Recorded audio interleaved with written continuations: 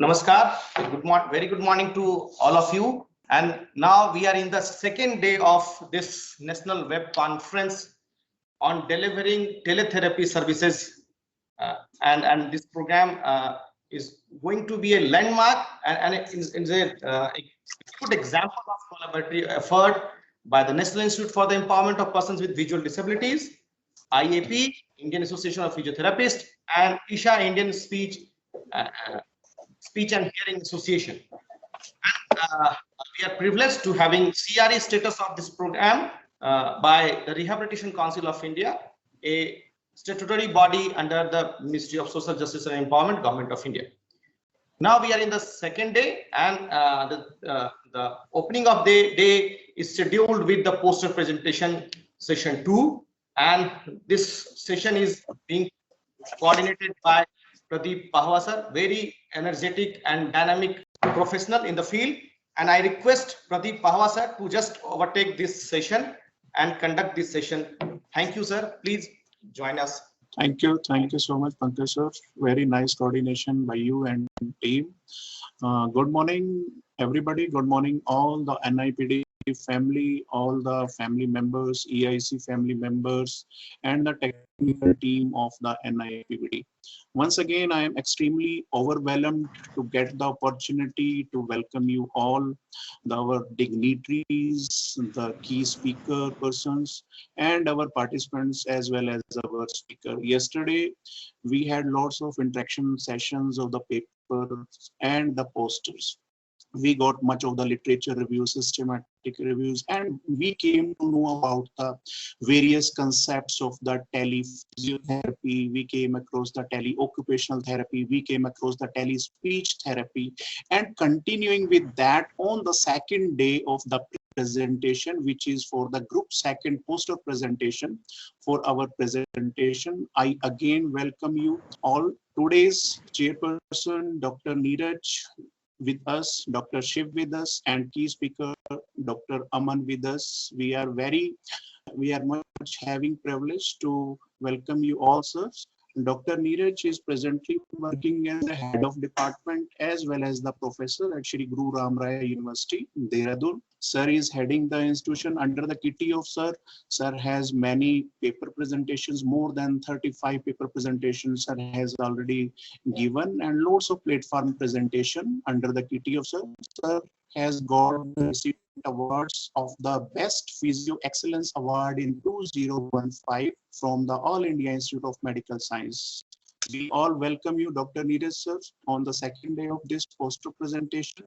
Our second co-chairperson, Dr. Shiv. Dr. Shiv is associate professor as well as the head from Pandit Deen Dayal Upadhyay University under Kalpana Chawla Medical Government College, Karnal, Haryana. And sir has already teaching experience of more than 10 years. Sir has given more than 15 paper publication and more than 10 paper presentation in various national and the international conferences.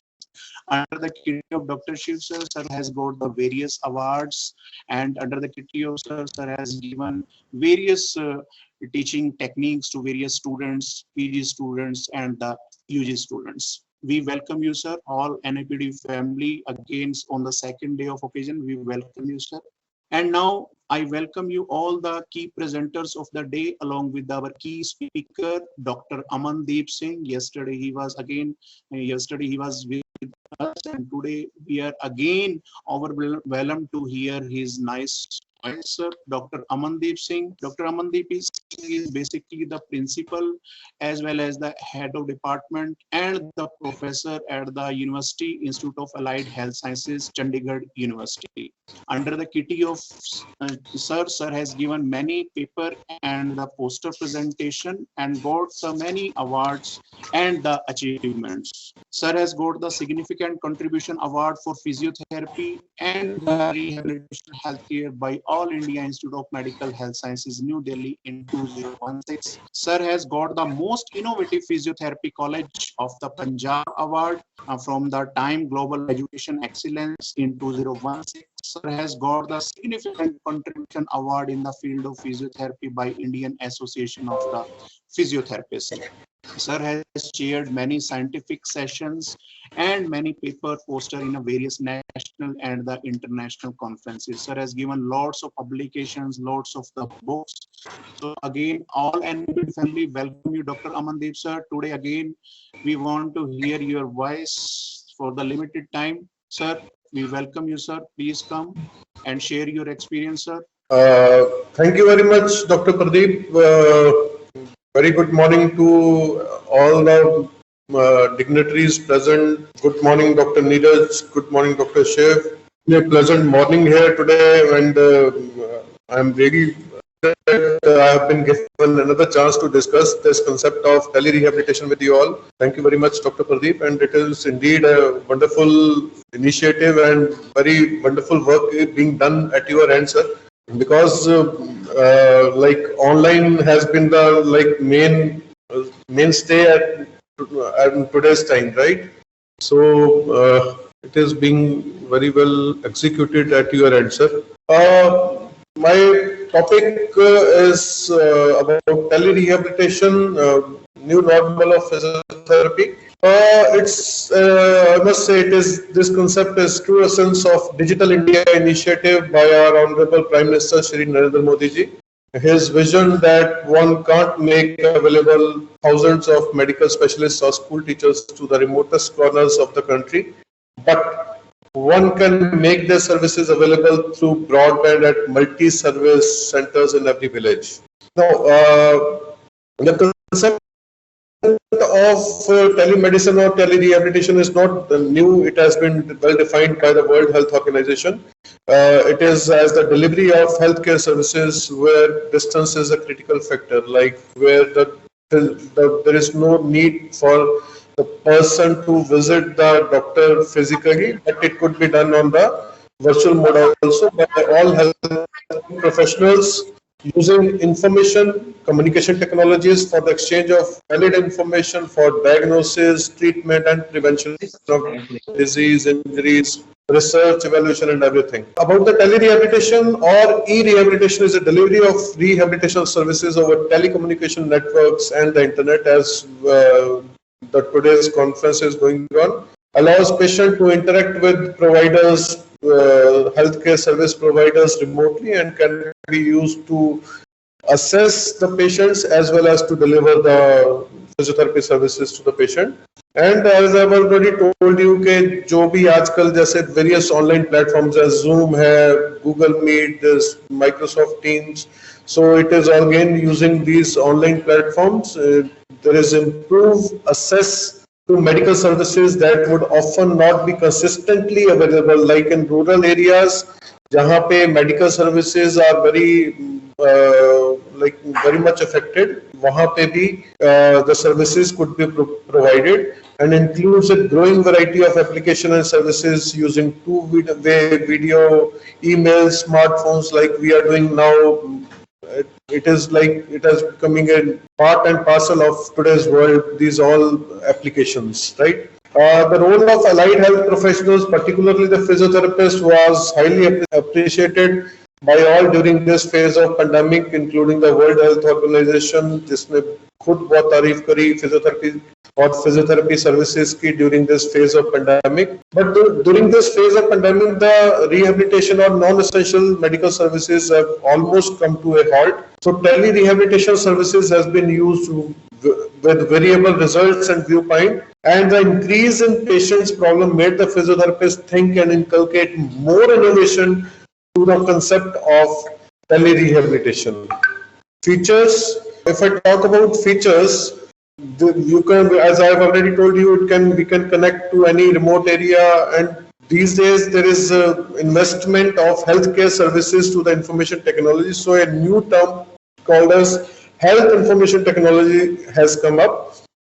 Services provided, primary care or specialist referral services. It involves a primary care or allied health professional providing a consultation कहीं दूर बैठ के using a primary care physician in rendering a diagnosis. Specialist कहीं और बैठा है और जो local service provider है, they are assisting in coming to a diagnosis, and this may involve again use of live interactive videos or the use of store and forward transmission of diagnostic images like what we are doing at present. Remote patient monitoring, doctors need not physically visit the patient these days. They can, in consultation with the local healthcare provider or the nurse or the other attendant, and they can go for like monitor the patient's health. कहीं भी बैठ के वो patient की health को monitor कर सकते हैं.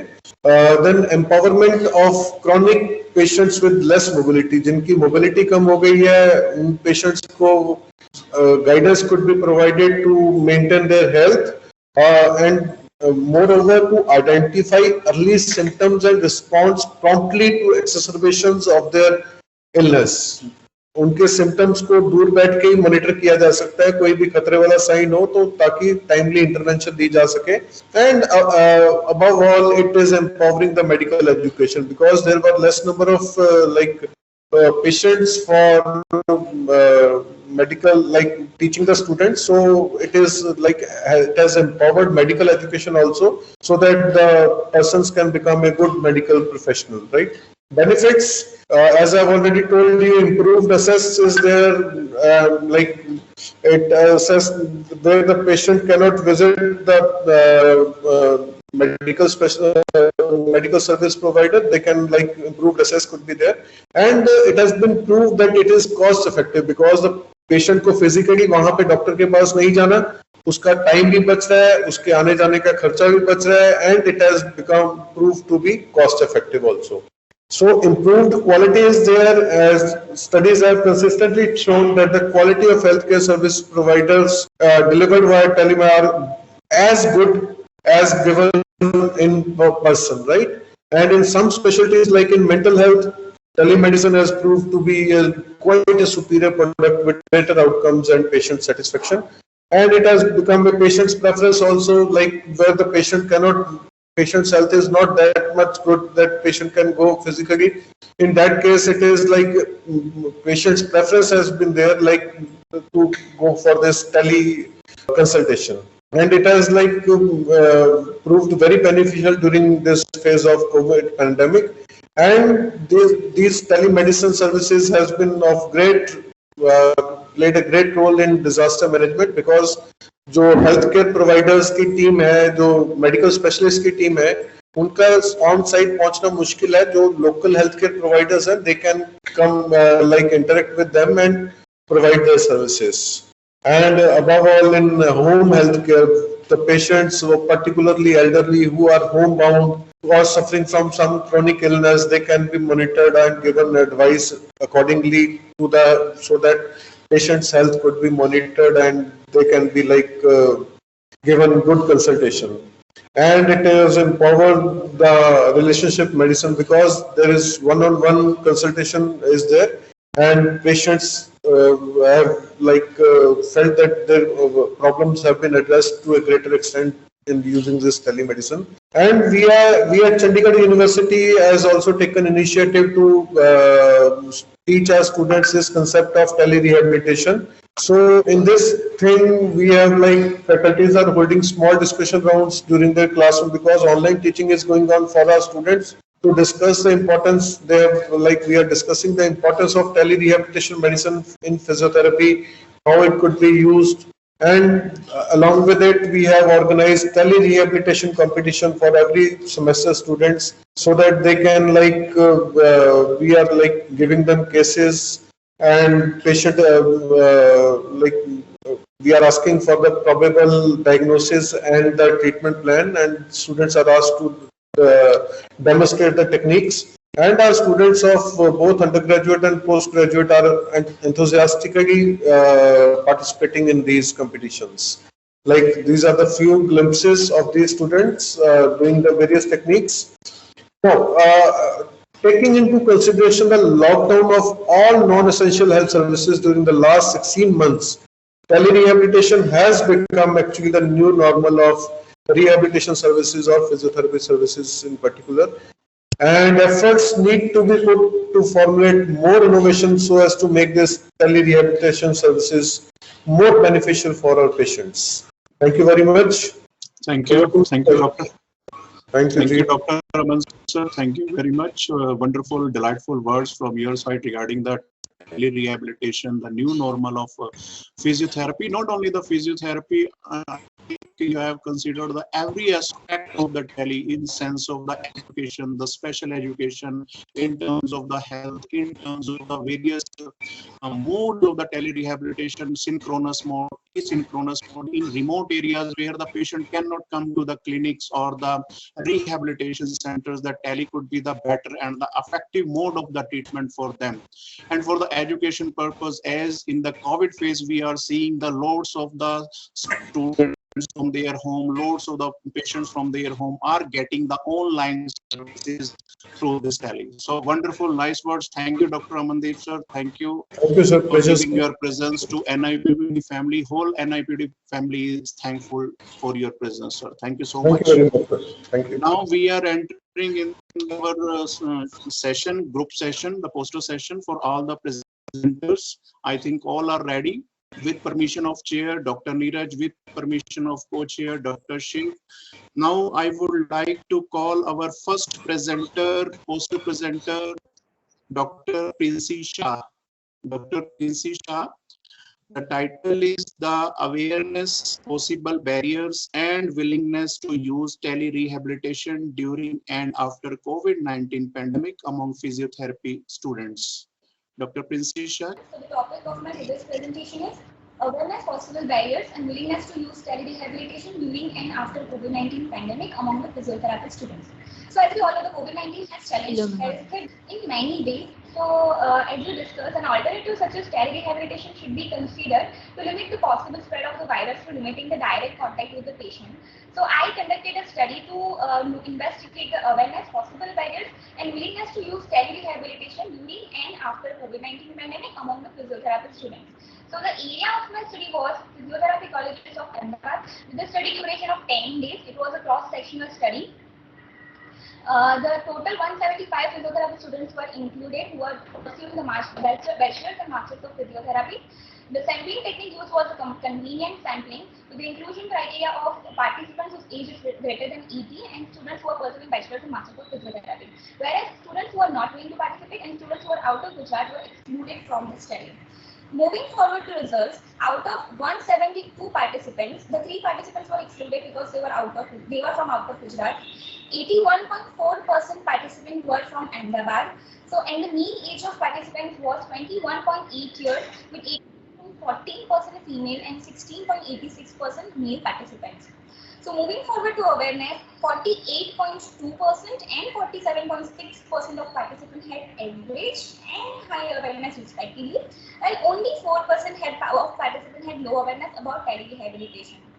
Moving forward to willingness, the majority of the participants, that is 93.6% of participants were agreed to use tele-rehabilitation during COVID-19 pandemic, while 88.4% of participants agreed to use tele-rehabilitation even after COVID-19 pandemic.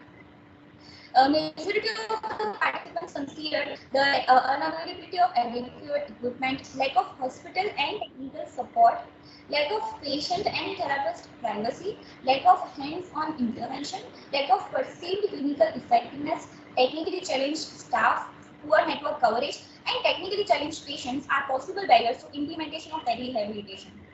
As we move forward to discussion, so most of the participants who were included in my study were young adults with a mean age of 21 to 22 years, which means they were aware of information and communication technology. Furthermore, a report from Australian Physiotherapy Association also suggested that the future of tele-rehabilitation will depend on training of physiotherapists at undergraduate and postgraduate level. A study by Dr. Krupa and Soni et al. Please Also conclude. supported the. Okay, so I am concluding my session with my study with the physiotherapy students of Gujarat have moderate to high awareness, and if given the opportunity, majority of the students are willing to use tele-rehabilitation during and after COVID-19 pandemic. Students consider several possible barriers to hinder the implementation of tele-rehabilitation, and as discussed, so accordingly recommendations are suggested. Thank you, Princey, for your presentation. Now I would like to request the chair and co-chair, if any queries, sir, from Princey. One question, sir. Any limitation of this study, madam? Limitations of your Limitation study, of- ma'am. Sir is asking the limitations of your study. The limitation of my study was available was from the limited geographical area, small sample size. No any other limitations I found. Okay. Any queries from your side, Dr. Neeraj, sir? Yes, yeah, Dr. Piansi, why you are taking 10 days study duration? What is the reason? Yes, sir, 10. No, sir, there was no reason. The 10 days were enough, considering I had sent all the participants the survey before the 10 days. So the 10 days were enough to answer the survey. It included only, the survey took only 5 minutes for the participants to answer. Bhavna Sharma, can you hear my voice? Bhavna Sharma, second poster presenter, ours, with permission of chair, a narrative view on effect of telephysiotherapy by means of virtual reality therapy in patients with Down syndrome. Bhavna Sharma. Good morning, one and all the organizers and all the dignitaries on dais. I am Bhavna Sharma from Narayana Hridayalaya, and the title of my study is A Narrative Review on Effect of Telephysiotherapy by means of virtual reality therapy on patients with Down syndrome. So the purpose of my study is to determine the efficacy of virtual reality therapy, either alone or combined with a physical or occupational therapy, to improve the motor proficiency of patients with Down syndrome. So Down syndrome is basically a chromosomal disorder which is caused due to the trisomy of 21st chromosome, and it's one of the most common genetic disorder that causes mental disability in humans. The other features that are included in this condition also alters the phenotypes in terms of facial appearance, cognitive growth, and physical development. So what I strongly believe is that the strength of these children lie in their visual abilities much more than their verbal and auditory. So hence, using a visual source can turn out to be really beneficial for these children. Coming to the methodology that I've used, I've totally collected 15 articles, out of which I've used 5 articles for this reference. And the research was performed through Google Scholar, Online Journal, and PubMed in all with this 5 reference articles. The types of participants that were taken for the mother article of my study was taken both adults and children from the age of 6 to 60 years.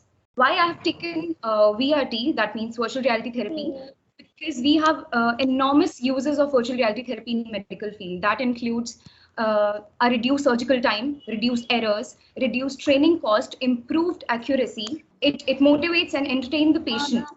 Because as we are using Nintendo Wii for the virtual reality experience, and most of we have all the data stored digitally in the Nintendo. So after each session, we can see how much is the progress of the patient. Also, with the upcoming upgrades, we have taken suggestions from patients, their parents, and experts to improve the experience of virtual reality therapy. Concluding my study, we have seen major progress in regards of strength, agility, balance, and coordination. Balance and coordination improvement majorly seen in children, and agility and strength progress seen in individuals, adults. So concluding, I can say that VRT can be used in addition to the standard physiotherapy or alone will be helpful for enhancing sensory motor function in an individual. Thank you, Dr. Bhavna, for your presentation. Very clear, sir. Yes, Dr. Bhavna. Yes, sir. Very nice presentation. But thank you, sir. Yes, I want to know about why you have taken only 5 article reference in this study. So according to the inclusion criteria, I'll just tell you in short the limitations of my study too. Any article that was not included, that was not in English, is automatically excluded. And I've taken only the recent articles after 2015, so that I can include the recent advances of the study. How can you interact the patient through tele rehabilitation in Down syndromes? So, as we are going to the virtual reality, we definitely have a video. One session, we can explain the patient completely, and we can explain their parents or anybody who is handling them. We definitely need one person to control the overall session with the patient. But as everything is stored in the digital Nintendo Wii that we have used for this study, we can definitely get all the results to us, and accordingly we can progress with our protocols. Right. Okay. Thank you. Thank you, sir. Thank you for your queries. Thank you. Bhavna, that is the any dependent variable or an independent variable you are using in the study? So my study is a narrative review. In the mother article, no such variables were used, and only the age is a character that from 6 to 60 years, all the adults and children were included for the study. Thank you, sir. Thank you, Bhavna ma'am. Thank you. Now, I would like to request to stop sharing, Bhavna ma'am. Now, we are moving to our next poster participants, Shreya Retnakaran, effect of telerehabilitation on balance training among stroke survivors, a literature review. Shreya. Yes, sir. Shreya. Yes, sir. Can you hear me? Yeah, your voice is coming. Please start your poster presentation, ma'am. Good morning, everyone. My topic is effect of telerehabilitation on balance training among stroke survivors, a literature review. Introduction. Worldwide, stroke is the second largest cause of disability. It can cause many deficits such as balance control, postural control, and functional limitations.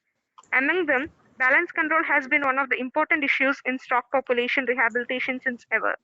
The loss of balance in most cases results in fall and consequently in severe injuries. Therefore, the restoration of static and dynamic balance is important for restoration of functional capabilities of subjects with stroke. In this current circumstances, telerehabilitation would be much more safer and effective in improving functional results. Simple video conference or telephone systems or recorded videos have been suggested to increase patients' exercise rehabilitation and balance results, which may be similar or even better than those of conventional therapy. And my objective is to review the recent literature on effectiveness of telerehabilitation on balance training among stroke survivors. Methods. Google Scholar and PubMed databases were searched using keywords from the years 2014 to 2021, where 53 articles appeared in initial search. With the initial screening, 13 articles were selected, and among them, 5 articles were chosen for detailed review. And my results are: Pablo L. Burlos et al. Conducted an RCT study to determine the effectiveness of low-cost telerehabilitation system in patients with stroke. Another study conducted by Roberto Lawrence et al. To evaluate the effectiveness of virtual reality-based telerehabilitation program in balance recovery of hemiparetic individuals post-stroke. Quan Hua Lin et al. Conducted a study to evaluate the effect of bidirectional and multi-user telerehabilitation system on balance in patients with chronic stroke. Another study conducted by Imre Sikajlo et al. To compare the balance training in clinical environment with the telerehabilitation approach when the physiotherapists follow the progress remotely. Ramia P. Health et al. Conducted a study to find out the safety, usability, and patient acceptance of autonomous telerehabilitation system for balance and gait in patients' home. All the studies found out to be beneficial. And coming to discussion, most of the study revealed significant reduction in all pain rating scale scores and significant improvements in functional scales with telerehabilitation.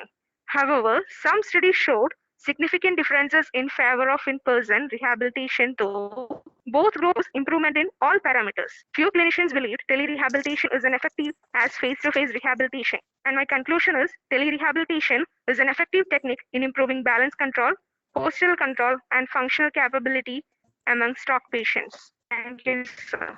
Thank you. Thank you, ma'am, for your poster presentation. Any queries, sir? Neeraj, sir? Shreya, sir? Ma'am? No query. Shreya, one question my side. Any Okay. balance scale study? Balance How scale prognosis for balance? You are the by correct method questionnaire, for sir. Balance questionnaire, star education balance test, Y balance test.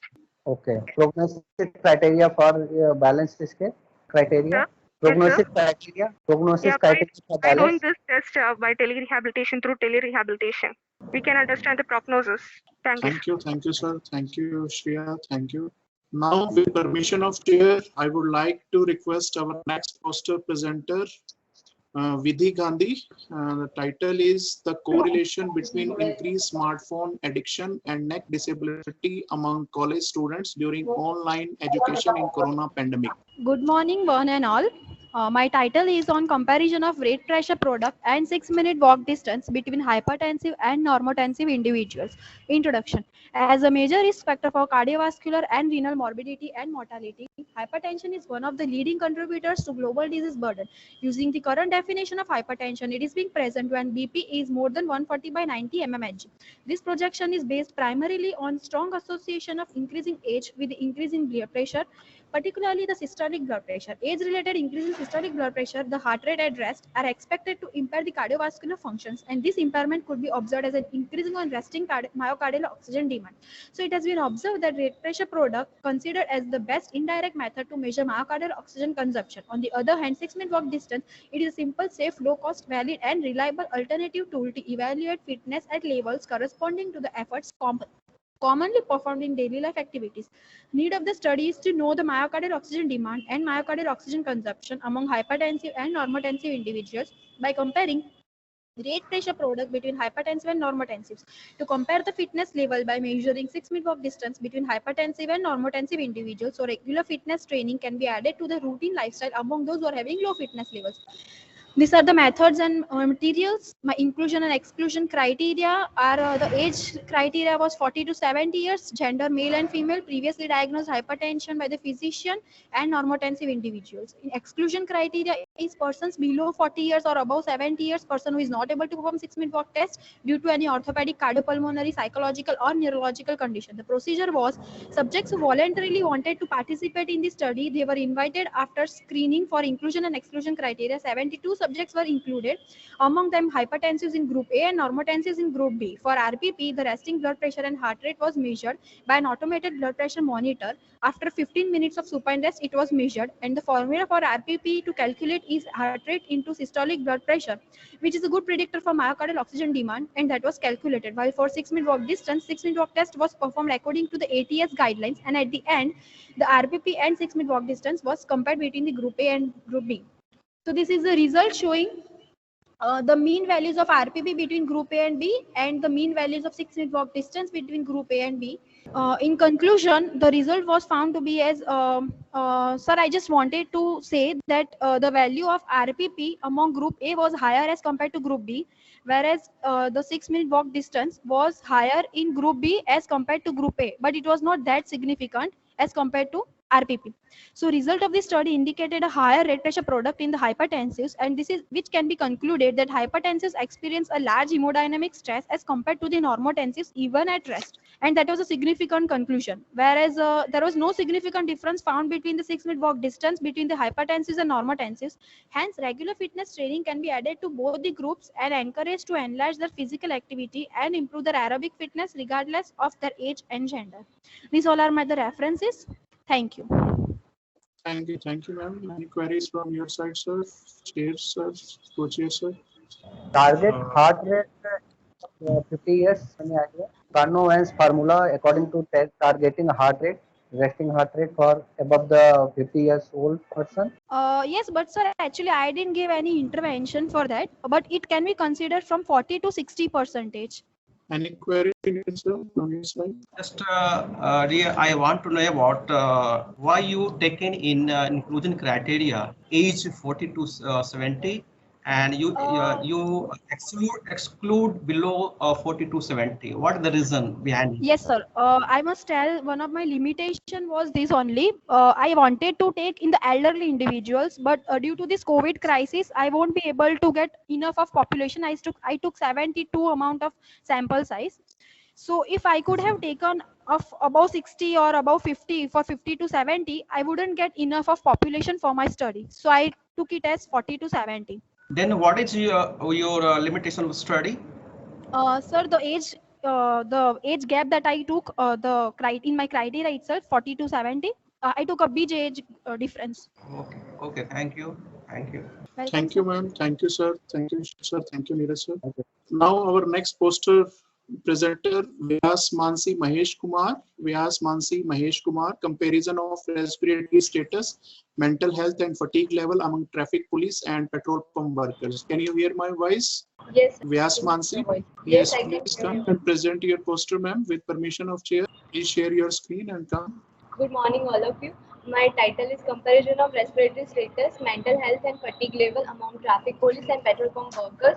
Introduction. Air pollution is significantly related to multiple health risks. Potentially high-risk populations are traffic police and petrol pump workers who are constantly exposed to air pollution. Traffic police and petrol pump workers get exposed to the vehicle emissions for years together. The fumes, chemicals and particles present in the emissions are reported to be damaging to the lung function of this individual. Need of this study to know the comparison of respiratory status, mental health status, and fatigue level among traffic police and petrol pump workers.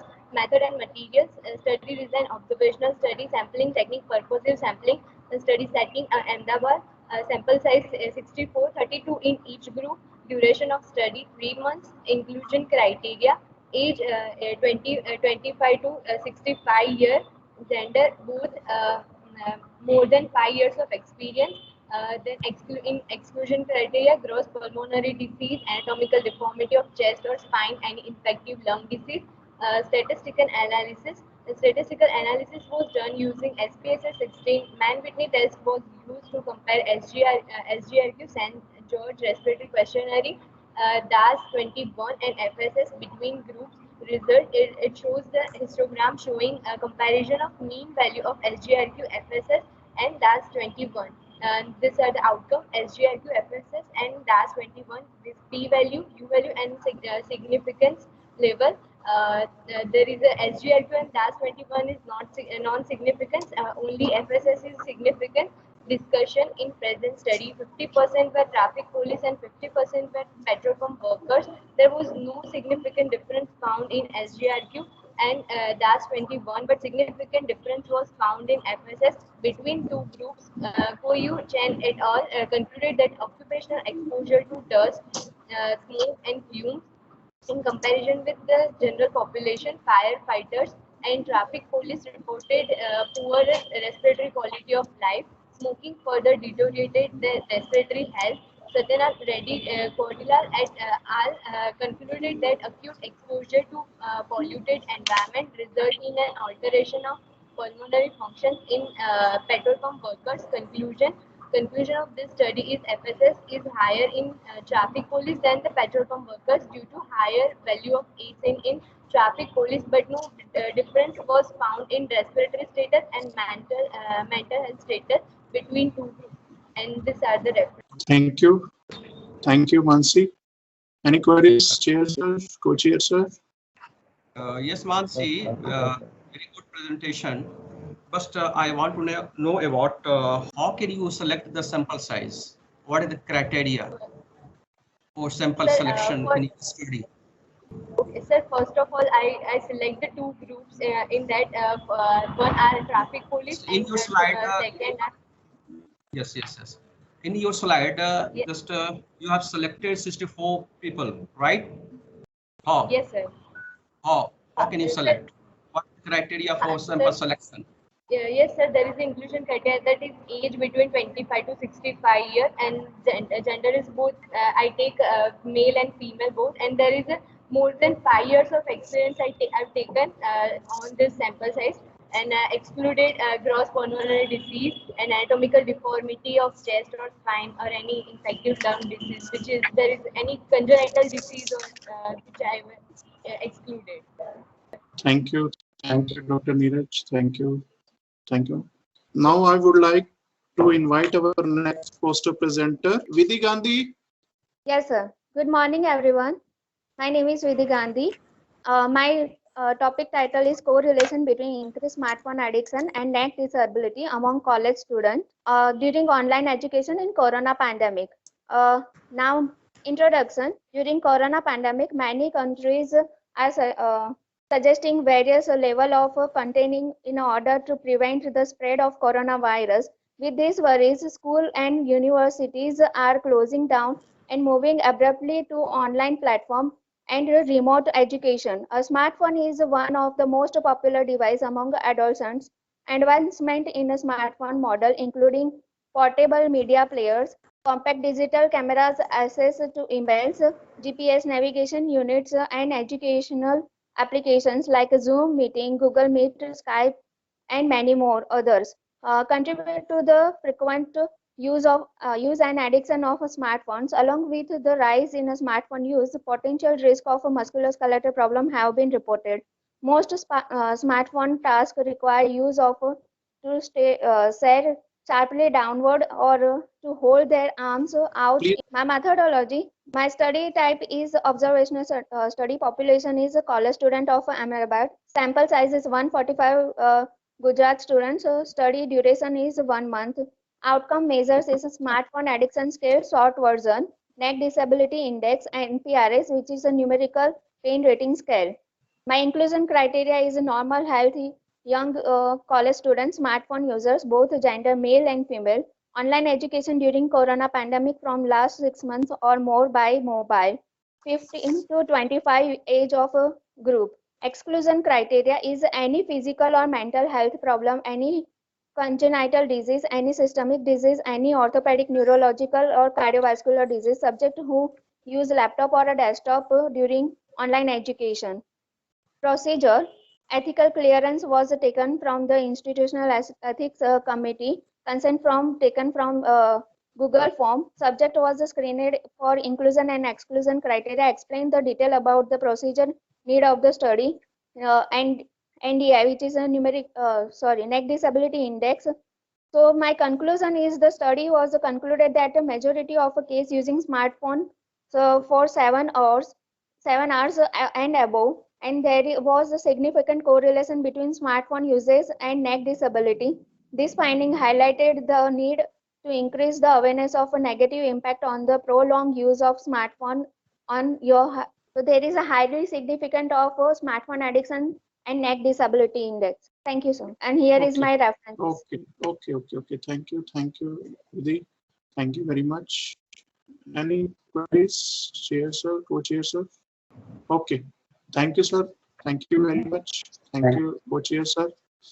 Now, last participant, if you can hear my voice, I think Shantini.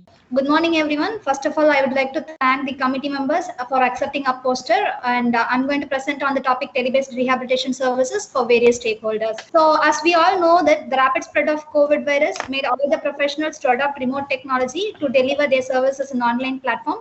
It also made the rehabilitation professionals to adopt remote fashion, that is tele-based rehabilitation services, to eliminate the distance between the rehabilitation professionals and the children with special needs, and to deliver the therapy to sustain their development and to reduce their relapses.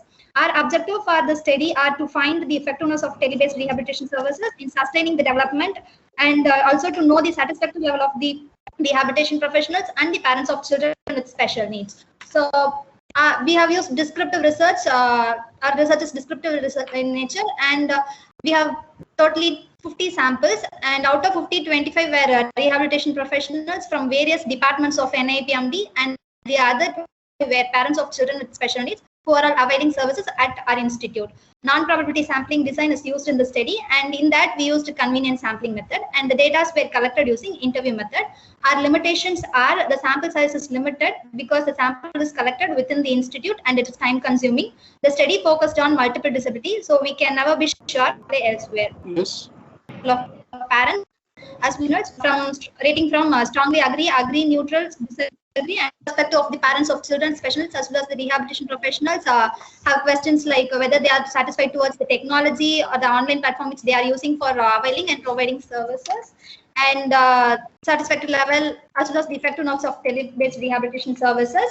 And we particularly studied whether the therapeutic services where parents as well as the rehabilitation professionals prefers direct services or tele-based rehabilitation services. Both of them would like to prefer only direct services, and in particular in tele-based rehabilitation services, 54% of parents prefers online services for a follow-up service. Based on the objective, The result shows that majority of the parents of children with special needs agreed that tele-based rehabilitation service is effective, whereas the rehabilitation professionals were neutral with the effectiveness.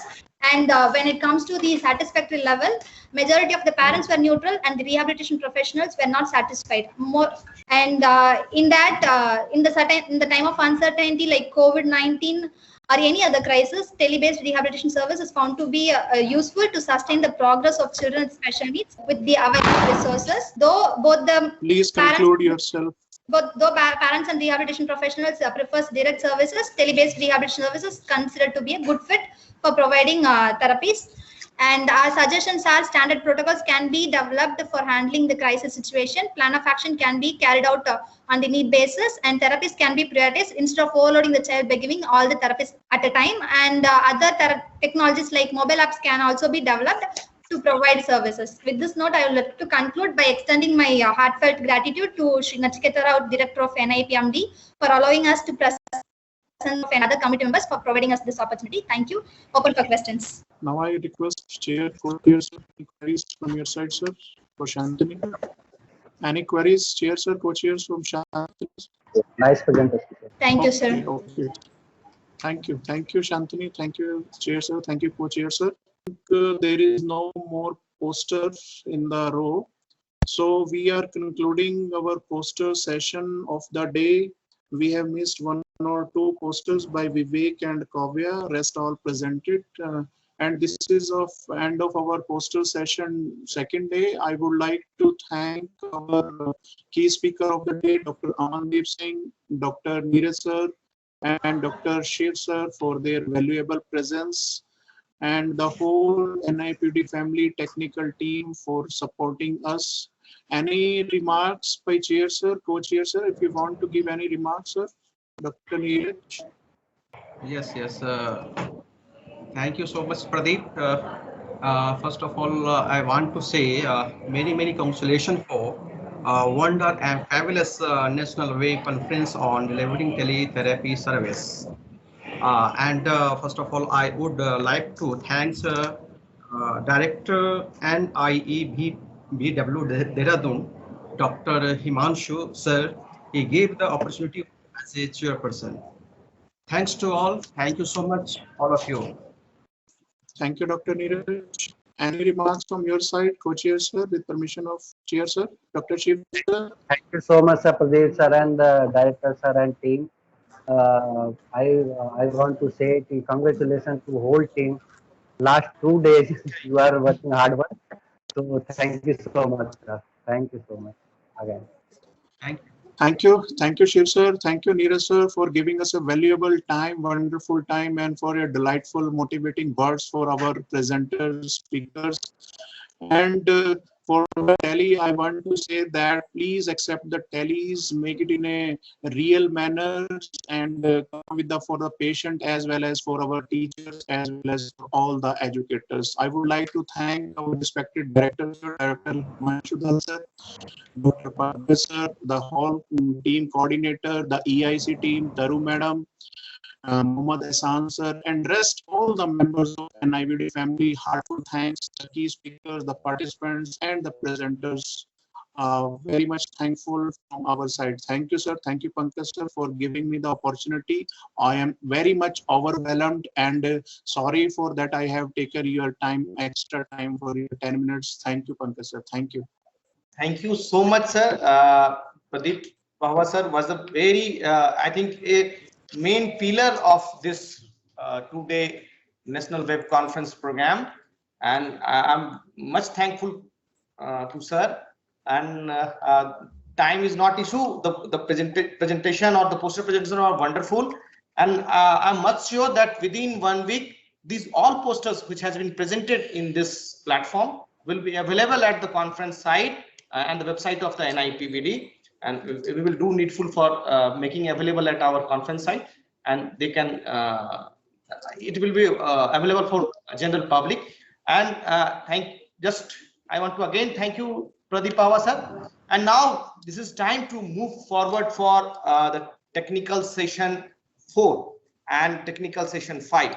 So from this platform right now, where we have all joined, This will available for the technical session 4, and the parallelly technical session 5 will be started at another link, another platform on the Microsoft Teams, because this is time for 2 parallel session.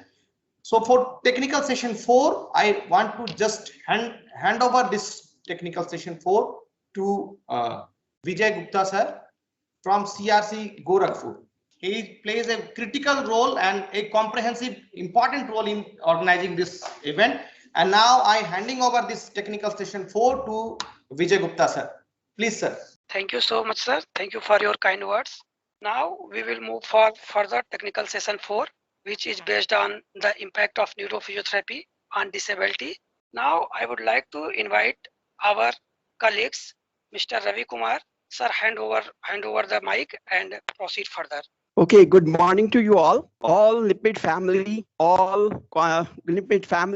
dignitaries, and all patrons of the WAVE conference, organizer teams, EIC team members, and all session coordinators and research paper presenters and participants. It gives me immense pleasure to warm welcome to you all in this National WAVE conference on delivering teletherapy services in online mode with respect to COVID-19 pandemic, organized by NIEPVD Dehradun in association with Indian Association of Physiotherapists, IAP, and Indian Speech and Hearing Association, ISA. Warm welcome to you all once again. Now in this technical session 4, once again, first of all, I would like to introduce our chairperson and co-chairperson and keynote speaker of this technical session 4 on this topic, impact of neurophysiotherapy on disability. I would like to extend my warm welcome to our chairperson, Dr. Ajay Dikshit sir, who is a principal of Apex College of Physiotherapy from Varanasi. He had more than 10 years of teaching experience, and he had received his MPT degree in neurology from HNB Garhwal Central University, Srinagar. Warm welcome, sir. Subsequently, I would like to warm welcome to our co-chairperson, Sir Dr. Satyendra Singh, sir, who is a coordinator and Department of Physiotherapy, Bundelkhand University, Jhansi. He had a master's in physiotherapy degree in sports and also had a 15 years of teaching experience. I would like to warm welcome to you all, sir. Now, I would like to extend warm welcome to our keynote speaker, Dr. Sunil Bhatt, sir, who is a professor in physiotherapy, DI, BNS, Dehradun. He had received his degree from MPT Neurosciences from Manipal University, and he had a certified chiropractor PG certification in osteopathy and vestibular rehab therapist. He is also a director of Dr. Bhatt Physiotherapy, Chiropractic and Advanced Neuro Rehab Centers. Warm welcome to you, sir. I would like to request you, if you could join, sir, I would like to request you to give us kind blessing of this technical session 4 of impact of neurophysiotherapy on disability, sir. Please warm welcome, sir. Okay, so first of all, I would like to thank the organizers for inviting me to to take a lecture on this tele conference, and this is really a wonderful conference that is going on. And tele rehabilitation as a topic, I guess, is the need of the time, because right now a lot of patients during COVID times were actually suffering who required rehabilitation, but because of the lockdown and all other situations, they were not able to. And then to break all these things, we as rehabilitation professionals, we went to them through online rehabilitation, that is tele-rehabilitation, and we prevented them from suffering from their illness.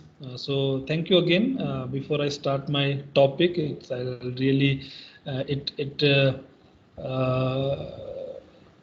it is actually a pleasure to be a part of this conference, and again a pleasure to see two of my students doing so nice, Vijay and Akshay. So again, I congratulate both of them for doing such a nice job. Okay, so the topic that I will be taking will be the role of neurophysiotherapy in disability. Okay, so before we talk about rehabilitation, actually, I would say rather than, because what we are following now, we as a rehabilitation professionals, that we are following in the patient care, the model of rehabilitation that we are following, that is given by WHO, that is now called as the ablement model. We call it as an ablement model. We call it as ICF model, that was given by WHO in 2001. I guess everybody is aware of this model, where the emphasis, because the earlier models of rehabilitation used to focus more on what patient cannot do. That's why the word disability.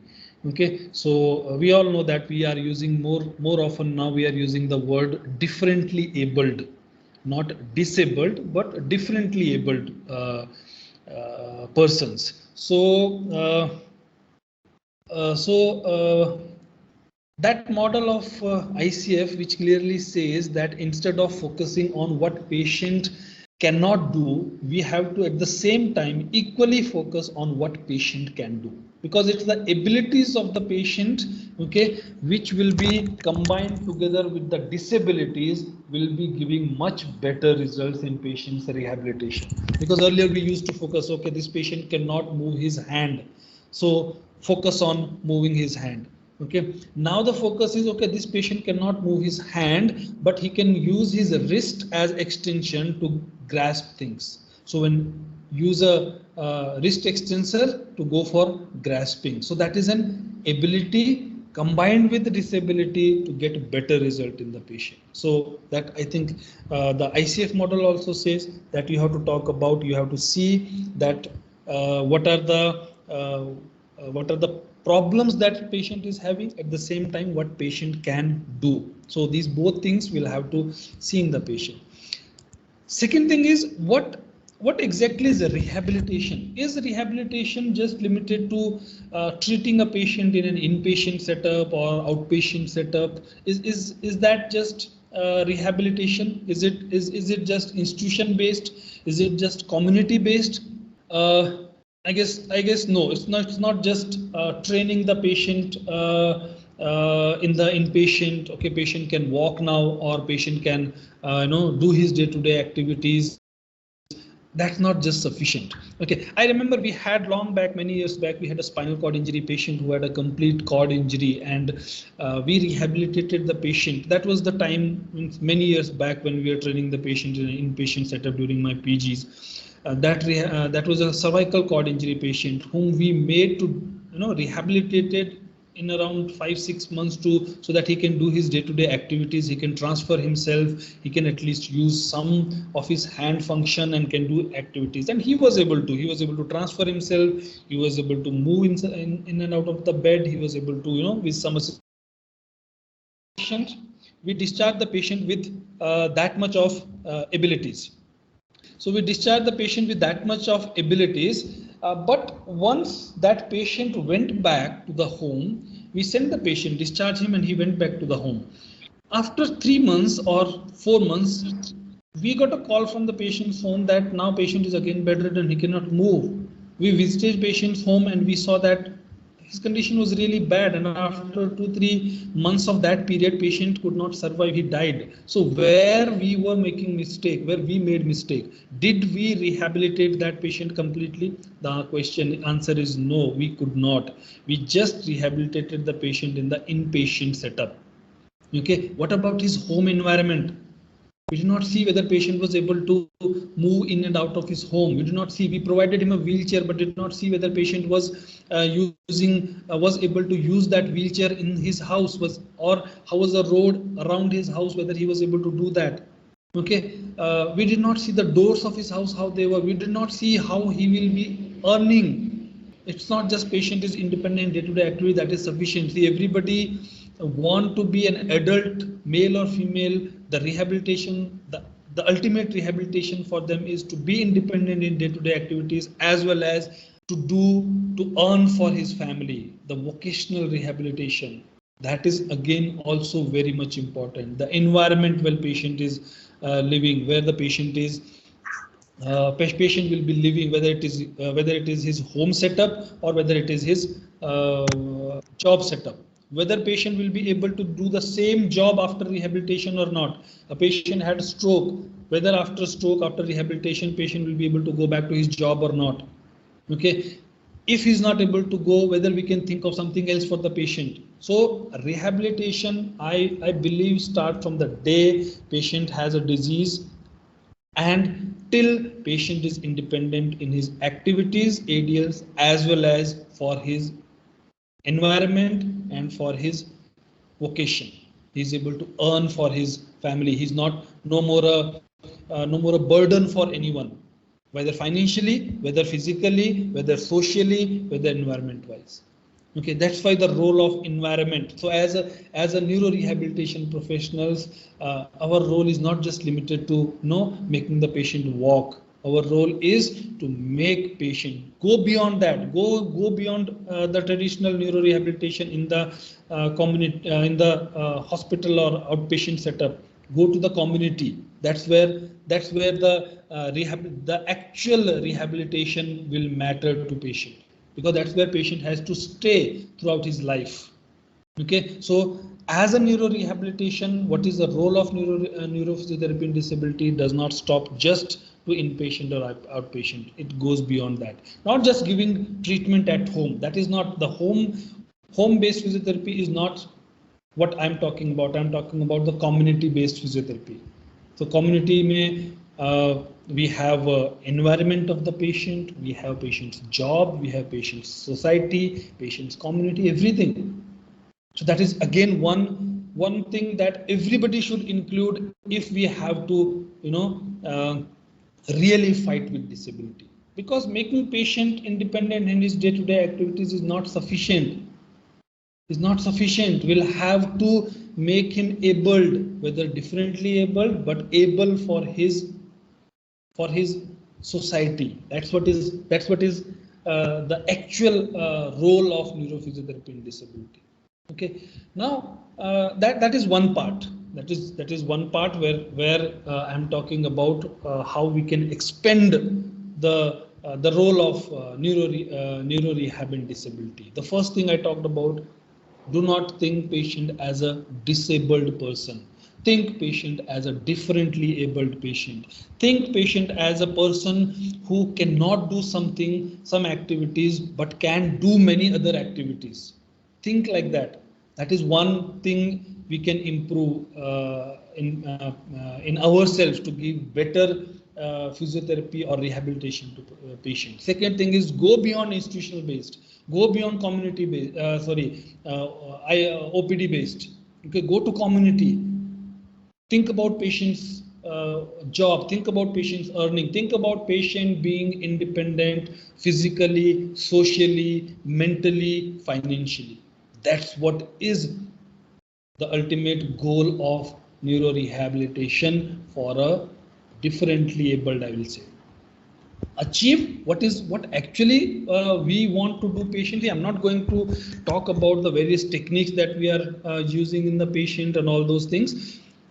The base of neuro rehabilitation, the base of neurophysiotherapy is neural plasticity. Neural plasticity is nothing but the changes that happen in the brain after injury or even before injury or during our lifestyle, right from the day we are born till we die, that there are continuously changes happening in the brain.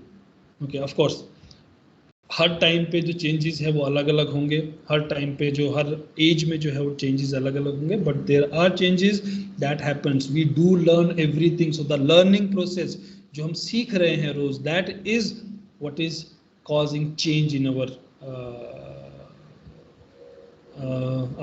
brain. Okay, we know brain cells cannot regenerate, so I'm not going to talk about neural plasticity, क्या होता है, क्या है, क्या नहीं है, but yes, that has been well proved that there are changes that happen in the brain, in normal brain. That's how we learn. That's how a child learns to sit. That's how a child learns to stand. That's how a child learns to walk. That's how That's how today, even at this age, I learn. If I try to learn something new, I learn. I have to practice. I have to, have that zeal to learn, and definitely I learn. So when I learn something, there are changes that happens in the brain. Even at the age of 60 years, 70 years, people learn. People learn to play a different game. People learn different books. People read different books. People learn different concepts. So that is nothing but the plasticity. So as the changes happen in normal life, the same way changes happen in a damaged brain also. Okay, so that's what is neuroplasticity. Okay, the question is, when does neural plasticity start, and what is the best time for us as a rehabilitation professional? What is the best time for us to start working on the patient? And the second question is कि क्या अगर हमारे पास कोई patient 5 साल के बाद आता है, say for example patient did not get, nobody advised patient any rehabilitation, and after 3 somebody said that yes, patient require rehabilitation. Okay, so now patient को किसी ने advise किया, now patient came. So will rehabilitation work now for the patient? क्या 5 साल के बाद क्या एक 25 साल के CP के ऊपर अब rehabilitation काम करेगा? Will that work? Will changes happen in the brain? Neural plasticity होगी? Yes, the answer is neural plasticity is best in the initial 6 months. That is the golden period. Okay, like about stroke. Okay, like about stroke, we say about stroke, we say कि patient में अगर initial 6 hours में patient को medical help मिल जाती है, तो their chances of permanent damage to the brain can be minimized. That is, the initial 6 hours are very crucial. Okay, so same way rehabilitation में भी the initial 6 months are very crucial. Okay, that is the maximum plasticity that we can achieve from the brain if you train the patient in initial phase. Okay, so my answer is the first day when patient was having problem, चाहे वो stroke है, spinal cord है, CP है, newborn, the first day when it was diagnosed, right from the birth, the first 1 day old baby, 1 day old stroke, 1 hour old stroke, 1 hour old head injury, of course after medical stability or medical treatment, whatever, patient should be referred. And now we are beyond that. We do not wait for patient to be stable. COVID has proved we are working in ICU setups, emergency setups everywhere. So even we are working with the stabilization of the vitals of the patient. So right from the first minute, I would say, patient should be referred for rehabilitation. That's where we get the best results in the patient. That is one thing. Okay, but that does not mean कि जैसे जैसे time pass ज़्यादा होता जाएगा तो जो rehabilitation का जो role है वो कम हो जाएगा. ऐसा नहीं है कि 6 महीने के बाद किसी का rehabilitation होता है, या 6 साल के बाद होता है, या एक 25 साल का 28 साल का CP patient या 15 साल का CP patient को rehabilitation देना शुरू करते हैं तो we do not expect recovery. एक spinal cord injury patient 5 साल के बाद rehabilitation सीख करता है, एक stroke patient 2 साल stroke को हो गए तो उसके बाद rehabilitation सीख करता है तो changes नहीं होंगे या rehabilitation नहीं होगा. Definitely it will be, there will be improvement, there will be changes in the brain, because brain change. अगर एक 80 साल का normal person नई चीज सीख सकता है तो एक 2 साल का 3 साल का post injured brain भी सीख सकता है. हाँ, yes, थोड़ा होगा. अगर एक 20 साल के young लड़के को मैं driving सीखने के लिए बोलूँगा, he will learn fast, within maybe 5-10 days he will learn driving. But same way अगर एक 80-year-old को driving सिखाई जाएगी तो maybe थोड़ा time लेगा, not 10 days but maybe 30 days, 40 days, time will be more, but definitely he will also learn. Same way for neurological patients. Okay, so वहाँ पे भी recovery होगी, for sure होगी, provided the rehabilitation is given properly. Okay, so definitely there will be recovery in the patient. So that's how neuroplasticity will work. So it will work if any time. The best is initial phase, work anytime. So that's the answer for when. Okay, why answer I gave? Why it is required? Because if it is not given, if rehabilitation is not provided, there will not be any changes. If you want to learn cricket, you cannot learn cricket by just seeing Sachin Tendulkar or Virat Kohli playing. No, you'll have to go into the field and play. That's why rehabilitation is required. That's how neuroplasticity will happen. So that is the answer for why. When, I told you when, anytime. The best time is initial phase, but anytime. Don't lose hope for patients. Thing is how it happens. There are a lot of changes that happen in the brain. क्योंकि नए sales generate नहीं होते हैं, but नए synapses बनते हैं, synapses strengthen होते हैं, नए एरियाज टेक ओवर करते हैं फंक्शन. जो फंक्शन पहले एक एरिया कर रहा था, वो फंक्शन अब एक डैमेज्ड एरिया, अगर वो एरिया डैमेज हो गया है, तो कोई और एरिया उसका फंक्शन टेक ओवर करने की एबिलिटीज होती है. And does it work? Yes, definitely it works. There are lot of research, lot of studies. Functional MRI की स्टडीज हैं जहाँ पे रिहेबिलिटेशन के बाद वो एरिया ज़्यादा बेटर हो गया, कोई और एरिया उस एरिया का फंक्शन. तो lot of changes that happen. Dendrite strong बनते हैं, सिनेप्स स्ट्रॉन्ग बनते हैं, new areas take over the function, so definitely it work for the patient. Okay, so second thing is disability के ऊपर क्या role है? The first thing I would say is the first and most important part is to prevent disability. Don't let disability come. That's why I said neuroplasticity right in the first day, first hour, पहले घंटे से, पहले minute से ही patient को का rehabilitation start हो जाना चाहिए. To prevent disability. डिसेबिलिटी होगी ही नहीं, लेकिन अगर डिसेबिलिटी है, so don't think as disability, think is at a differently able, think is at what more patient can do. So that is again very important part. अब इसके अंदर neuroplasticity के अंदर बहुत सारी चीजें आती हैं कि एक्टिव है, पैसिव ट्रीटमेंट देना है या क्या देना है. So it is well proved. I would say what my experience has told, what my experience of clinical experience with the patient, what my experience with the research that we read says, please do not give anything passive to the patient. Passive electrical stimulation, passive stretching, please do not give. That is waste of time. Go for active stretching. I'm not saying stretching is waste of time. Stretching is not waste of time. Active stretching. Okay, if you want to go for stimulation, go for functional stimulation, not just static stimulation. So anything passive will not work. That has been proved. Brain, जैसे मैंने बोला, आप cricket, Virat Kohli को cricket खेलता हुआ देख के you cannot learn cricket. You'll have to go into the field. Active. Passively से कुछ नहीं होगा. So go for active. Go for goal oriented. Because asking somebody to just lift a glass and put it here, lift a glass, put it here, lift the limb, हाथ ऊपर करो, हाथ नीचे करो, glass यहाँ रखो, वहाँ करो, यहाँ से वहाँ तक चल के आओ, does not have any goal. Get bored. If somebody asks you, think as a person, अगर कोई तुमको ये बोले कि रोज हमको, आप लोगों को ये बोला जाए रोज यहाँ से वहाँ तक 10 मीटर चलो, 10 मीटर चलो, without any goal, within 3-4 days you'll get bored. So give a goal to patient, what he has to achieve.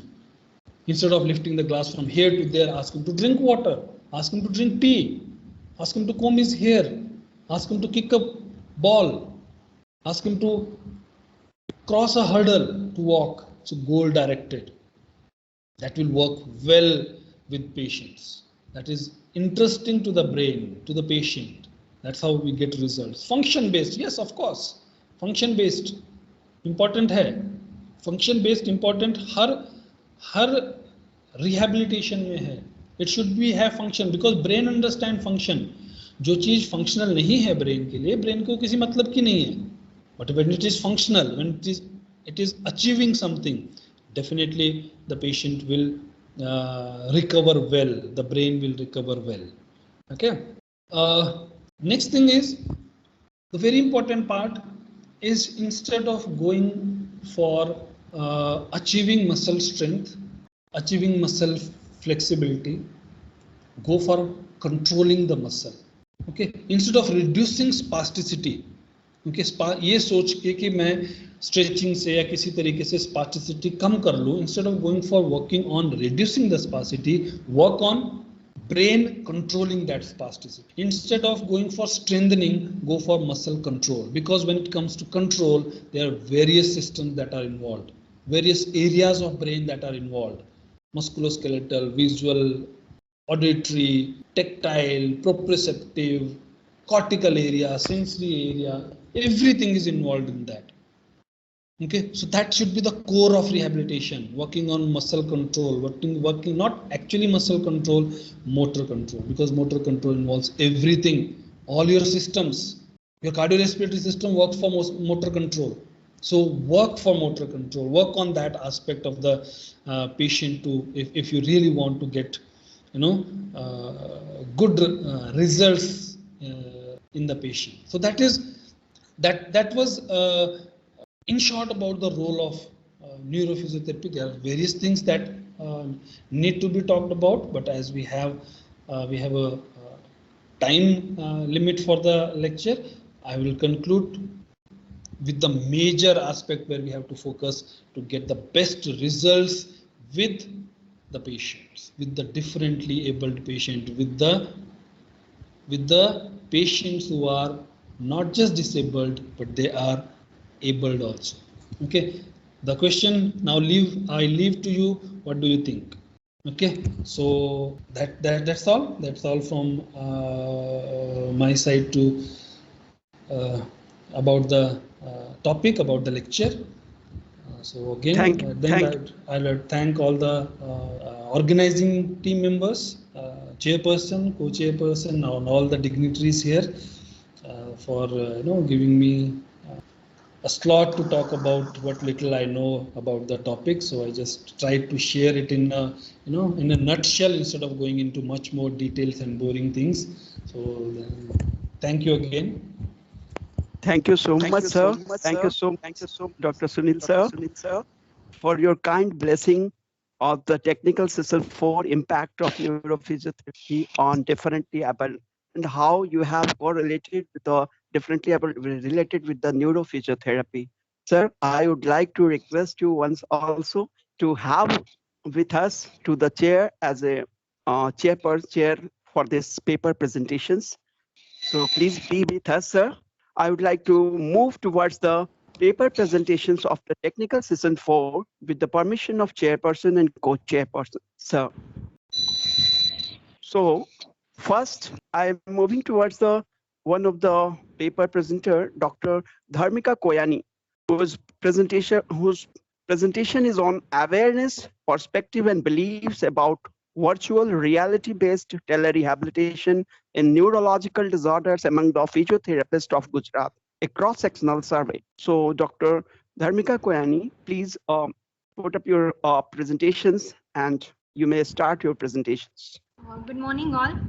My topic is awareness, perspective and beliefs about virtual reality based telerehabilitation in neurological disorders among the physiotherapists of Gujarat, a cross-sectional survey. Introduction. Virtual reality is a novel computer technology that is used as a rehabilitation tool for motor learning, which provides augmented feedback and high intensity of massed practice tasks. Virtual reality based telerehabilitation is a medical service provided at a distance through the digital media. Normally, it is provided to the patients who are not able to come clinic due to their financial burdens and who living at the distant locations. In this telerehabilitation approach, both the patient and the therapist can enter a virtual environment where they can interact in a real time through an avatar. During the past decade, VR has become a new treatment tool for various neurological conditions to facilitate their motor function recovery by way of many repetitions. These are promising rehabilitation tools because of their potential to facilitate abundant, motivating, and feedback-rich practice. VR can be shown to the patient via computer screen or head-mounted VR headset want to show a patient to perform the movement in an enriched, stimulating environment. The therapist involved in this system can change the virtual environment as needed for a given patient to facilitate learning new motor skills. As per current scenario, social distancing is mandatory due to the COVID-19, which has made TR the best method to deliver the medical services and to avoid the spread of infection. Being a technologically evolving country, physiotherapists of India are unfamiliar with the concept of the virtual reality-based telerehabilitation at large. Limited number of researches are published related to the VR-based telerehabilitation. There are no studies published to date regarding awareness, perspective, and belief about this tool in neurological disorders among the physiotherapists in region of Gujarat. So, this study intended to explore awareness, perspective, and belief towards the same. Purpose of this study to know awareness, perspective, and belief about this tool in neurological disorders among the physiotherapists of Gujarat and to find out relevant facilitators, barriers, and risks for the implementation of this tool in neurological disorders.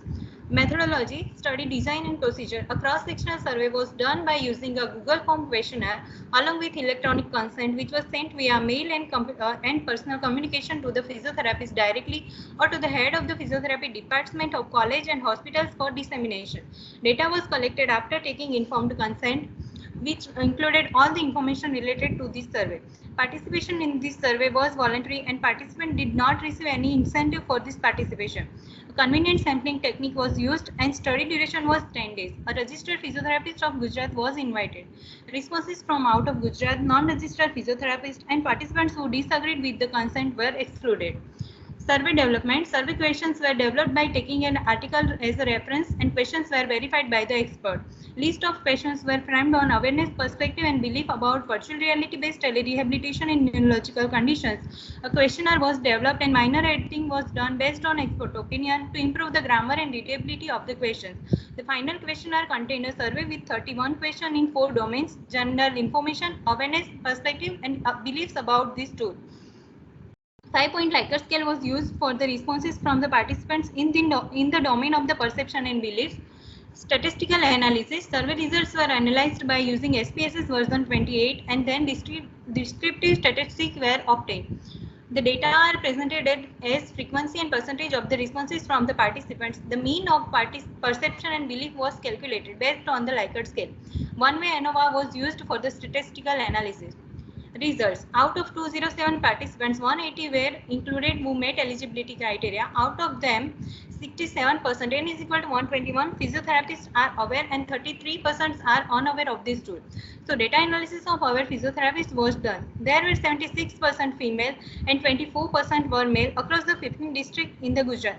However, only 28.9% used this tool in neurological disorders.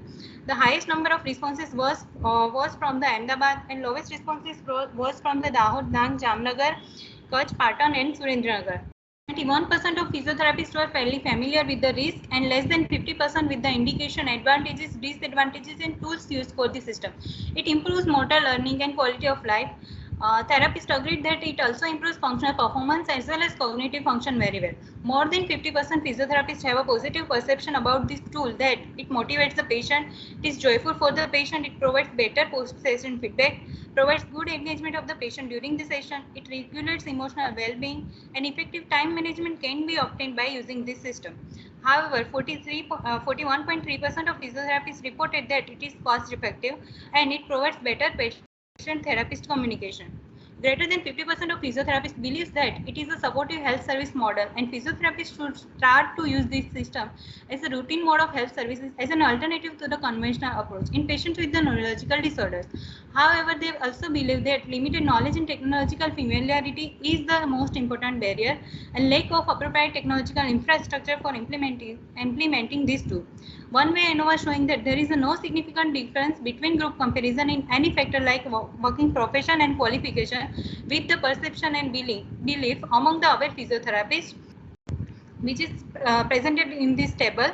The mean of the perception and belief by the characteristic is not showing any significant difference between the group, which is graphically presented in this figure. This is for the male and female perception and belief. This is according to age criteria. This is according to the qualification, and this is according working profession. All perception and belief mean is greater than 3. The average perception mean was 3.25 and average belief mean was 3.63 for aware physiotherapists. Perception and belief mean of aware physiotherapists were greater than 3 out of 5 based on the Likert scale, which is demonstrating that this tool is a supportive health service model which helps to improve motor learning, functional performance as well as cognitive function and quality of life of the patient suffering from neurological disorders. Discussion. The study found that majority of the physiotherapists having awareness about virtual reality based telerehabilitation, the implementation of this tool in the treatment of neurological disorders has been taking place since the past decade as an alternative to the conventional approach. However, facilities and usage are limited to achieve effective implementation in the region of Gujarat. The main barriers reported in this study were inappropriate technological infrastructure, limited knowledge and technological familiarity in physiotherapy settings. Perception and belief mean of physiotherapists were greater than 3 out of 5 based on Likert scale, which is suggestive of, regardless of barriers, this is the best tool for implementation in neuro rehabilitation. This study shows that this tool is motivating in nature and also joyful for the patient. So patient can enjoy and can perform a greater number of repetitions to complete the task in a virtual environment as compared with the face-to-face therapy session. Better patient-therapist communication might be limited as compared to face-to-face communication. Previously done research has observed a positive effect of this tool in neurological disorders. In this study, physiotherapists reported that it is a supportive health service model and can be used as an alternative to the conventional approach to get benefit in the patient with the neurological disorders. A home-based VR system is a futuristic rehabilitation method. As the technology becomes more advanced, such system will become more practical and easier, and only high-speed internet service and PC-based video conferencing system are required to implement this tool. To reduce this barrier, sufficient knowledge should be delivered to the physiotherapist regarding this system as a whole and its use in neurological disorder, and technological infrastructure should be expanded, which can also decrease the cost for implementation of this tool. This is very important during COVID-19. Conclusion, this study showing that there is a relatively high number of the physiotherapists of Gujarat are aware of this tool. Regardless of previously mentioned barriers, this research provides valuable evidence regarding positive effect of this tool for use in neurological disorders. It also suggests that if barriers are reduced, then it can be more beneficial to improve overall patient's health. This tool also maintains suggestions given by World Health Organization during COVID-19 pandemic, as well as it also promising and effective neurorehabilitation tool after COVID-19 pandemic. This information is vital in provision of the services to our patients and the advancement of our profession in the ever-changing world. Clinical implication, this study supports that virtual reality-based telerehabilitation is an effective tool that can be used as a routine mode of health service as an alternative to the conventional approach, and can be used for the patient who cannot come regularly to the center or clinic due to financial burden, as well as it can be used during pandemic situations where social distancing is mandatory. In this way, it can be the best treatment tool if used by the physiotherapist. All are the references. Thank you. Thank you, Dr. Dharmika. Now, I would like to request our chairperson and co-chairpersons and keynote speakers, sir, to ask any questions or queries with this paper, sir. Very good morning to all of you. Very nice presentation, Dharmika. Sunil sir, Dharmika, can you conclude once again your paper, please? Conclusion, this study showing there is a relatively high number of the physiotherapists of Gujarat are aware of this tool. Regardless of mentioned barrier, this research provides valuable evidence regarding positive effect of this tool.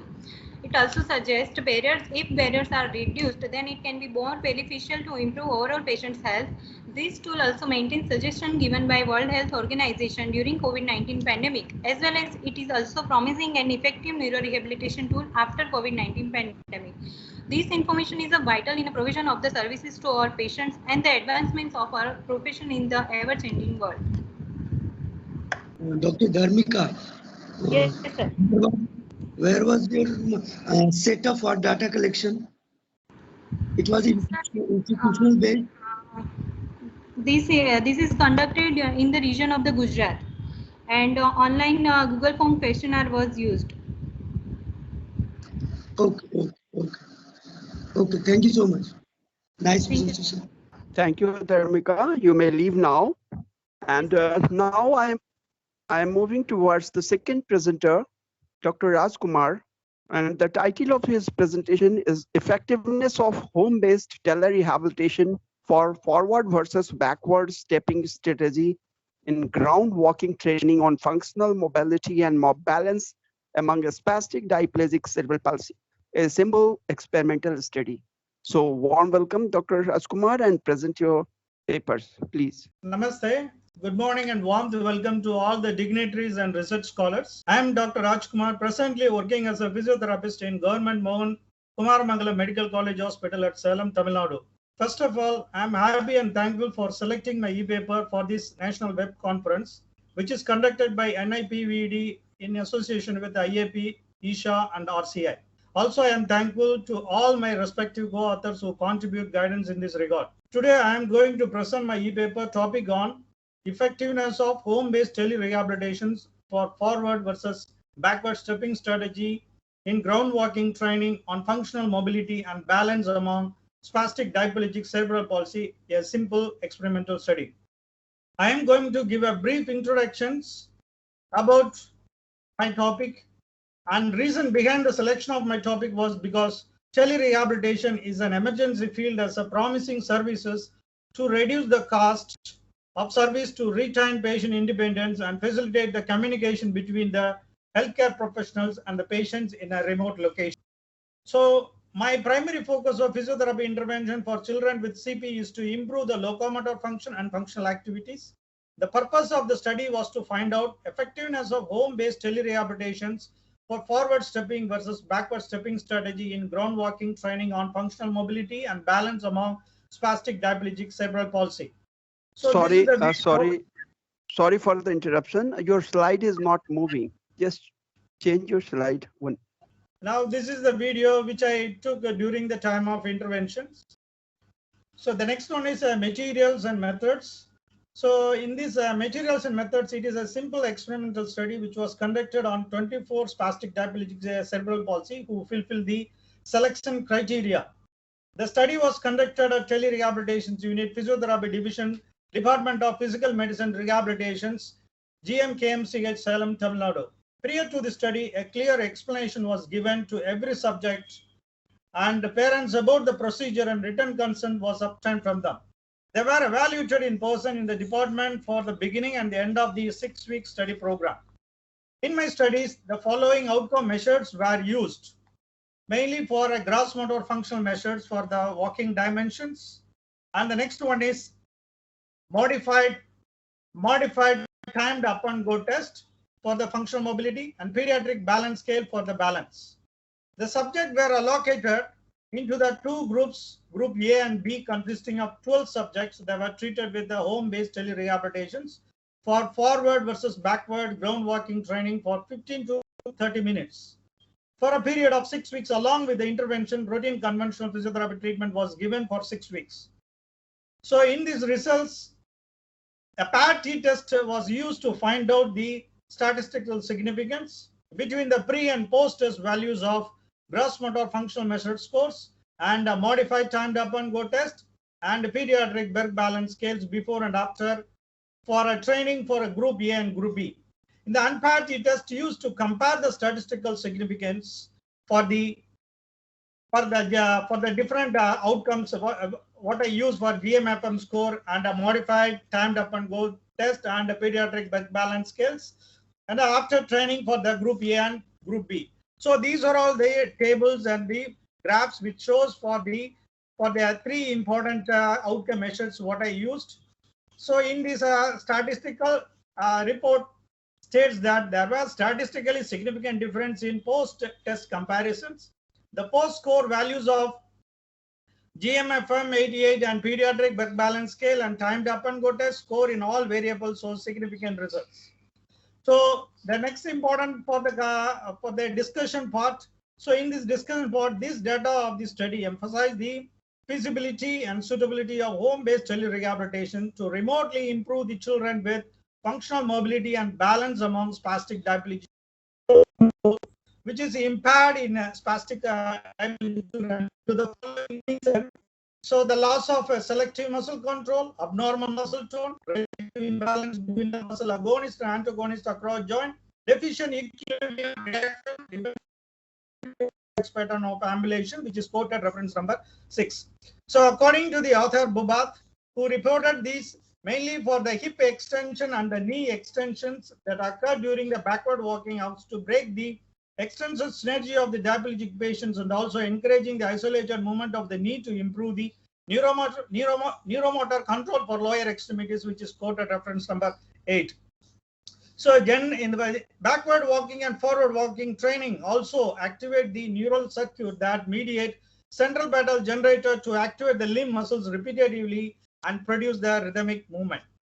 So in the backward walking also improve the for the patient's balance, proprioceptions and conditioning of the hip, knee, ankle, and also increasing the step symmetry. By supporting this evidence for the author's review and statistical report shows that backward ground walking training using home-based telerehabilitation is the effective treatment technique than forward ground walking training using the home-based training for the telerehabilitation to improve the functional mobility balance among subjects with spastic diplegia. So in the limitation and the recommendation of my study is, for the limitation of my study is sample size was very small, lack of generalizability, less duration, and short-term follow-up. In the recommendations, a future study should be done with a large sample. Other types of CP also need to be intervened, and other neurological disorders such as cerebrovascular accident for the spinal cord injury and traumatic brain injuries, and other GMFC levels also can be used. By conclusions of my study, the study concluded for the period of 6 weeks.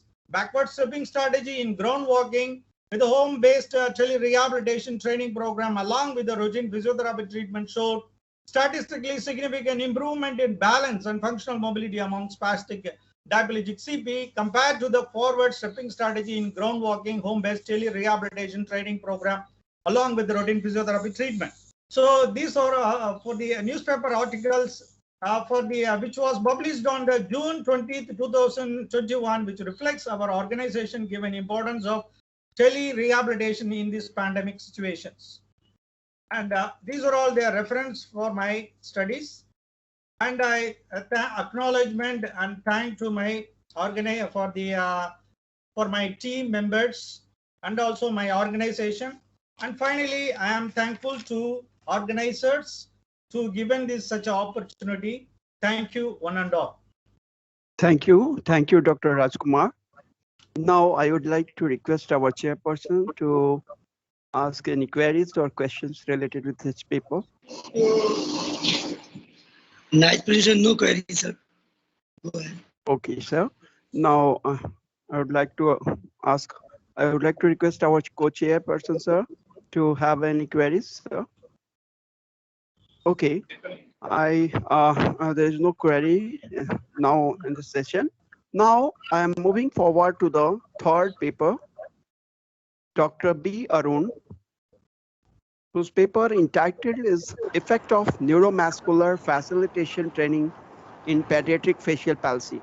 So may I request Dr. B. Arun to present your paper, please. Yeah, is it visible, sir? Yeah. Yeah, can I present? Yeah, you can continue. Yes. Very good morning. You can put it your PowerPoint in a full slide mode. Is it visible, sir? Yes, now you can continue. Yeah, very good morning to one and all the respected dignitaries and the co-chairperson. First of all, I would like to thank the IAP and NIEP VD for organizing such a wonderful conference. I would like to thank Mr. Vijay Gupta and Ravi for making this program as a smooth flow. Before we go into the study, I just want to tell two things about my study. The first and foremost is for the pediatric facial palsy is very, very rare, especially in India.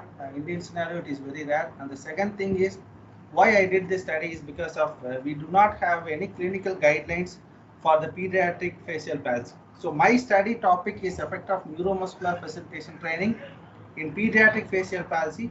It's a video guided case study. Because of lockdown, we are not able to do the study in person. So as everyone knows, the seventh cranial nerve involvement is commonly seen in the facial palsy, and facial palsy is usually idiopathic cause. The actual facial palsy occurs at 20 out of 1 lakh populations, and children with the facial palsy improve quicker than the adults. And the researcher says that diagnosing a pediatric facial palsy requires a detailed history collection. We need to collect a lot of detailed history to identify the other causes, to remove the other causes, and it is mandated to investigate the onset of paralysis as well as the improvement. Especially pediatric facial palsy requires a lot of investigation procedures when compared to the adults with the facial palsy. And when we come to the management perspective for the facial palsy, normally we have oral corticosteroids and physiotherapy for the adults, as well as physiotherapy for the adults includes electrical stimulation, exercises, taping, massage, and mime therapy. So this is a common protocol what we are following as we are not able to find out any clinical guidelines for managing a pediatrics with facial palsy, since facial palsy in pediatrics is very, very rare.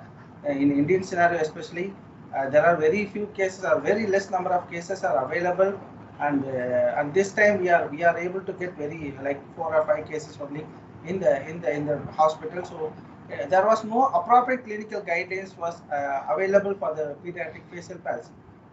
And the second one important thing is electrical stimulation is usually recommended for the adults with the facial paralysis, but here in the children it is not highly recommended. So the management of the pediatric facial palsy focuses on exercises and massage. So what type of exercises? When we are digging in the research, we are able to identify than going for a normal exercises, we can go for some PNF types of techniques like neuromuscular facilitation technique, which aids to facilitate the facial muscle activity in the functional pattern of facial movement and expression. And NMFT, that is neuromuscular facilitation training, would also aids to suppress the abnormal activity and interfering with the facial functions. So this is the reason why we have selected this study. The aim of the study was to investigate the effect of neuromuscular facilitation training on pediatric facial paralysis. And why we are doing it in the video mode is because of the lockdown. We are not able to follow the children properly, so we have to fall back to the technically advanced system. So that's why we have did a video assisted therapy. So we in this studies, this is a case series, and we have got 5 children who are referred from the Department of Pediatrics to the outpatient department, and they have a idiopathic facial palsy. And this study was it is an ongoing study. We have around 8-9 children who underwent this treatment, and this case series started from March 2020 and it is to 2021. So these 5 children only I am presenting here. And the treatment initially we have given to the children are exercises, massage and taping. Actually, the first child came as a IP inpatient, and we have treated with exercises since electrical stimulation was not advised. So we have given some exercises and massage and taping. But when the child was discharged and we are not able to get a follow-up since it is lockdown period was started, that is the first wave of the COVID. And the child parent was also not able to come back to the hospital for the continuation of treatment. So we advised them a lot of home exercises like balloon blowing, straw sucking, facial massaging. We can also advise the bubblegum chewing and all. The treatment at the department was given at 5 days, and some children it was given for 7 days. And once the lockdown was enforced, we called the parents as well as the kids to the hospital, to the department, and we have taught them neuromuscular facilitation technique to the parent. We have made them to understand how this technique works and how to do the technique on their own hands. In addition to that, we have given a handout was also given. After a day, a telephonic call was made by the therapist, a physiotherapist in our department, senior therapist, who called the parent through the video call and then identify how the child progresses. The first week, we have made a video call and asked the parent to do the technique by giving instruction by the therapist. Some parent was able to do the technique in the first week very comfortably, but some parent needs 2 weeks of the treatment. Once the parents was able to do the technique without any instruction given by the therapist, then we have done the technique without any assistance. We just observe the parents whether they are doing it. So this treatment was taken, or this video consultation was done on alternate days like Monday, Wednesday, Friday. And the parents was also asked to do on the Tuesday and Thursday and Saturday on their own. A logbook was given to every children, and they have to maintain the logbook to identify what type of exercises they are doing, like home exercises, the massage, the taping, everything they have to mark it down. So in this facial palsy, we do not have any criteria, so we fall back to evaluate the progression using the House-Brackman scale. Although this is a small number of students, we are not able to go for a quantification of any results because of very small crowd. And second thing is some of the parents are strictly said they should not use the photography of the children. So the confidentiality is maintained. So we didn't take any videos or photographs. Although we have taken 2 videos of the children, but we didn't display it anywhere. So we have maintained the confidentiality of the participants. So in our study, the average age group is 6.2, that is 2 6-year-old child and 2 7-year-old and 1 5-year-old. We have 3 males and 2 females and 3 left side and 2 right sided. And in the House-Brackman, we have got 2 3 that is moderate, and as well as both are moderate form of the facial paralysis. the first onset of recovery started at the 5th day for one child, and the maximum is at 8th day. And the duration of complete recovery is 5th week and the 7th week. So 7th week, that is 1.5 months, all the child were back to normal. So that's what we are able to identify it. The exercises, only exercises which was given to the children which are improved, which is very essential for improvement of facial palsy. And neuromuscular facilitation training helps to correct the movement pattern and improves the facial exercises. And some researchers, Namura et al. State that neuromuscular facilitation technique benefited by stimulating the weakened facial muscles in the principle of irradiation. So that's how the improvement occurs. Irradiation is the basic principle. How this it produces more improvement compared to the traditional therapy or very simple exercise. And Brach et al. Has also supported the study that neuromuscular facilitation emphasizes accuracy of the facial movements and also improve isolated movement control. It also controls the mass contraction of the muscles and stimulate only the actual facial movements. Similar study was conducted by Kim et al. And Tarani on how the home program is effective, but they have done the study only with the adult population, not in the children population. And this is the first time of study we are observed and done with the children. So this how we study concluded that the neuromuscular facilitation training promotes better recovery in pediatric facial palsy. Although we have got lot of limitations, like the data is only for the 5 children we used.